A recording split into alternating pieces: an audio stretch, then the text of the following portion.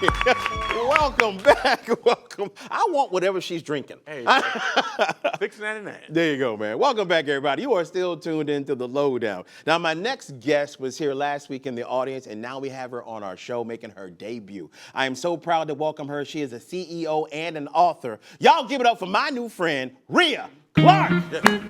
Yes.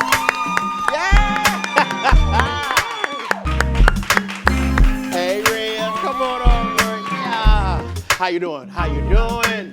Please. There we go. All right now, all right, okay, all right. Welcome. Hi, how are you? I am great and fantastic. First off, you look amazing. Well, thank You look amazing. Yes, you do. Thank you. Now, last week you came to support someone, and I got to talking to your brand manager, if you will, and we had to have you on the show because you have a very important and inspirational story that I think we need to tell. Oh, thank you. You're welcome. Appreciate that. No, Thank you it's so the much. truth. It's the truth. Now, I want to start at the very beginning because I want to big you up because where are you from? I am from Sanford, Florida. Okay, here's why we say that.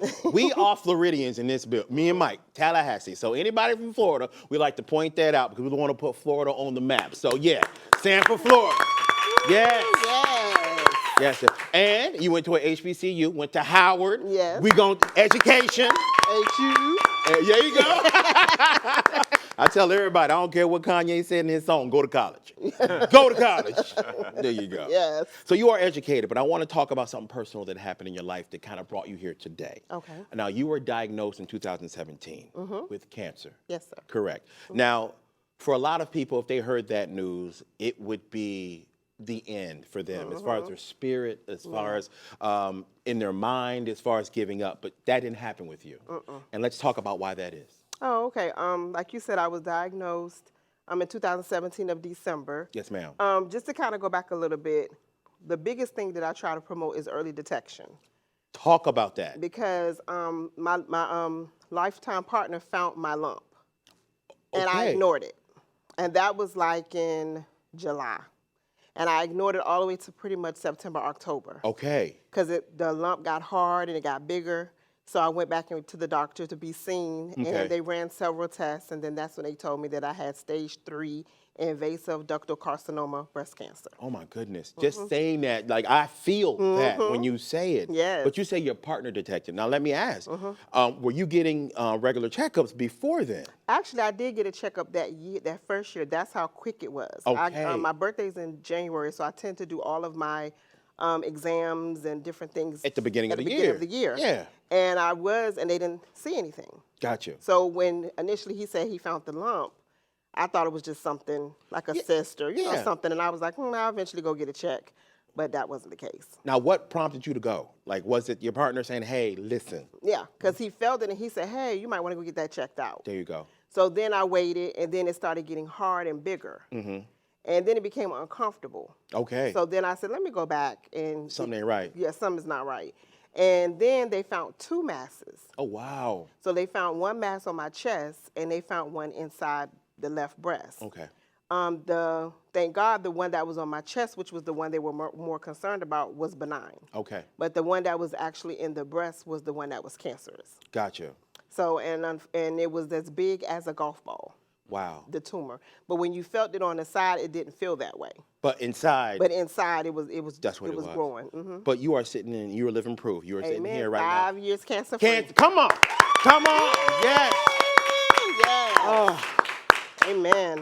Gotcha. Now you had help, correct? Oh, yes. Okay. You had a support group. You had people there, and now you're a part of something special because you don't want what you went through to happen to anybody else. You want to Not give at all. information out there. You want it to be preventative, like you said. Yes. So tell me about the organization that you're a part of. The organization is Tulips Blooms. Okay. It's to help ladies after cancer. Okay. One of the things that I experienced and a few of my other breasties, I call them breasties. I can't say Instead that. of besties. Okay. And that is hilarious, though. right. Breasties. Yeah. Gotcha. So what happened was a lot of them were complaining that they weren't getting the assistance afterwards. Because once you have Yeah, because once you hear you're cancer free, then all the calls go away, the text, the Amazon trucks, and all of that deceased, and you're just now dealing with what you just went through. It's almost like PTSD.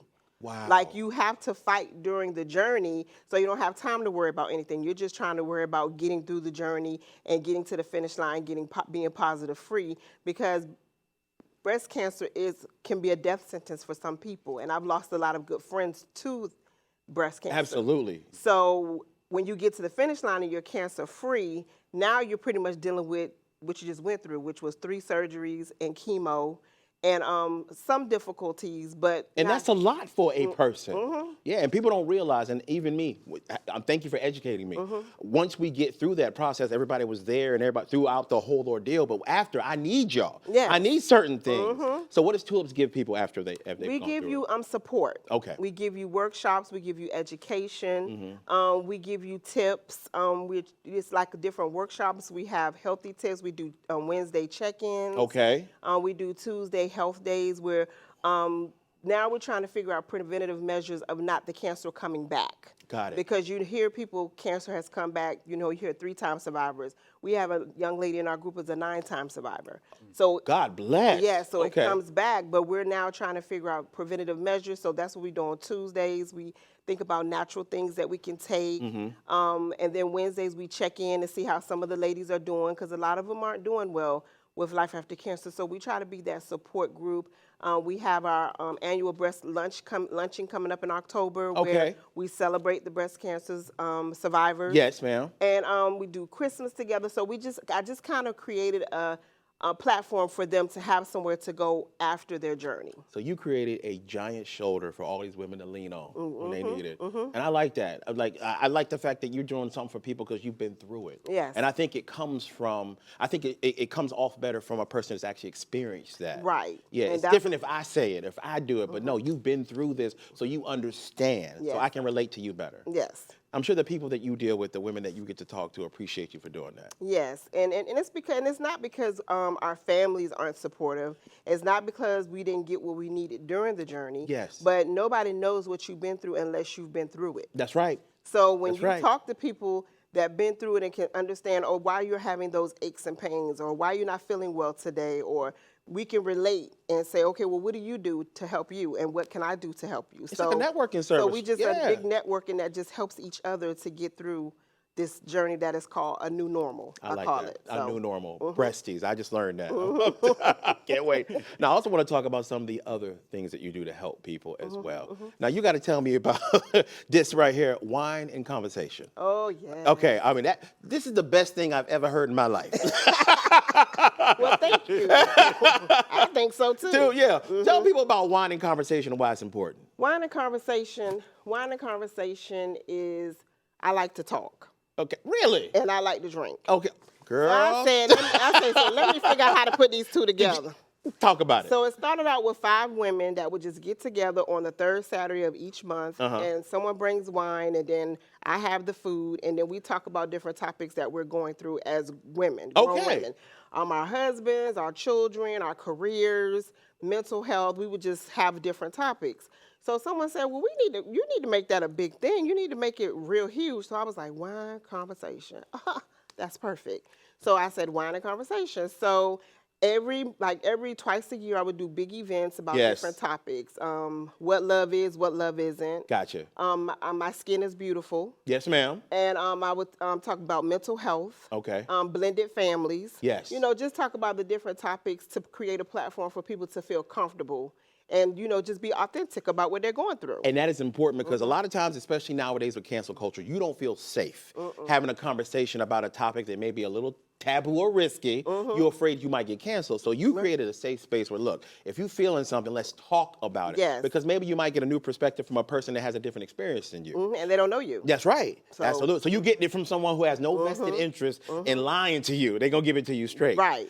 And like you said, you talked about one of the topics being blended families, and you actually know something about that too, because you have bonus kids. Yes. Gotcha. Now explain to people what bonus kids means. Bonus kids mean when you have a significant other or friend that has children, but you didn't birth those kids. That's right, but they still your But kids. but if you love that person, you should love their children as well because Gotcha. that's a part of them. Yes. So you have to have love for those children. But in some cases, it could be a little bit, it could be a little Tricky. challenging Yes. and tricky. But if you work together and you have those conversations, you can get through it. I believe you can. Yes. Now you can have bonus kids. You can have bonus mom. You can't have bonus women, men. I found out you can't. You can't do. Yeah, you can't. No, you can't do that. No. No, we can't do that. No, not at all. But I also want to talk about the fact you are very accomplished because you are also an author, ma'am. And your book title says, "It Speaks to Me." Will you please tell everybody your book title? The book title is called "There's a Message in Your Mess." Because I got a mess. I'm telling you, I've been through some mess. Gotcha. Explain. Tell us a little bit about the book and why. But encouraged me to write "There's a Message in Your Mess" is because one of the things that I felt that I experienced in life that God would always forget about me. So I would say, why am I the one who always have to go through this? Why do it take this long for me to have to accomplish things when I would see other people, doing things quickly? It would seem that way. It seemed because that we way. always think the grass is greener. Always. Oh man, look at that person. How come they always have it Yeah, so they easy? have everything. Yeah. And so finally, when I went through breast cancer, that was a aha moment for me. Okay. And I always had said I wanted to write a book, but I was like, I don't know how to write. I don't do grammar well.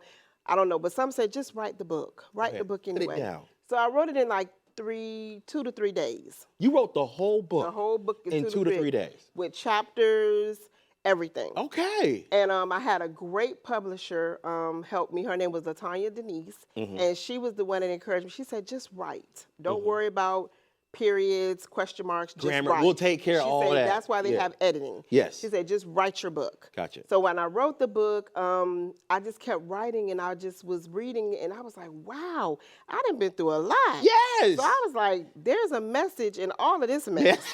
I love So it. that's how I came up with the title. And after having an experience of breast cancer, I had just been doing everything that I said I can do. I wanted to do because I'm a procrastinator. So I would always say, oh, I'm going to get to it. But when I went through breast cancer, I felt that was necessary for me to go through that journey because it helped me to start accomplishing more than I ever have in these 5 years than I've done in my whole life. So I had to do that. That is the beautiful thing about life. You'll be going through some of the hardest, darkest times of your life, and you'll think to yourself, why, Lord, am I going through this? But then later on, it starts to make sense. It does. You going through cancer made you appreciate life. You going through cancer made you say, I don't have every day promised to me. I need to get up off my butt and do this. Don't procrastinate. Don't wait. Do it now. Do it now. And look at you now. Yeah. Girl, you on TV. Look at you, author of a book. Come on, man. Look at that. Now, I want everybody watching this right now, especially people who are going through being cancer survivors, who got through it but still need something. I want them to watch this and get in touch with you for tools. I want women out there who are going through stuff that want to talk about it but just want to save space to do it. I want them to get wine and conversations as well. I want everybody at home to be inspired and to follow you. So can you please share your social media with them? Yes, you can go and donate to tulipsblooms.org, and you can also follow me on Instagram and Facebook, Ria D. Clark. There you go. Definitely going to support. I'm going to donate. Thank y'all for joining us. I'm James John, my wonderful guest, Ria Clark, and as always, tight, Mike Randolph. See y'all tomorrow. Yes!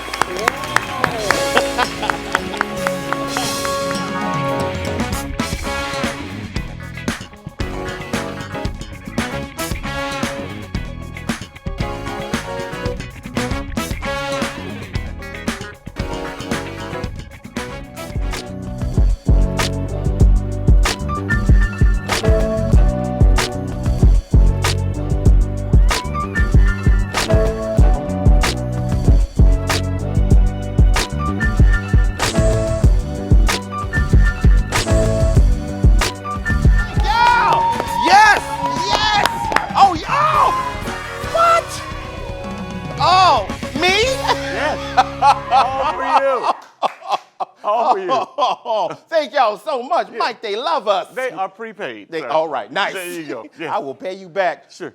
Never. But All thank right. you.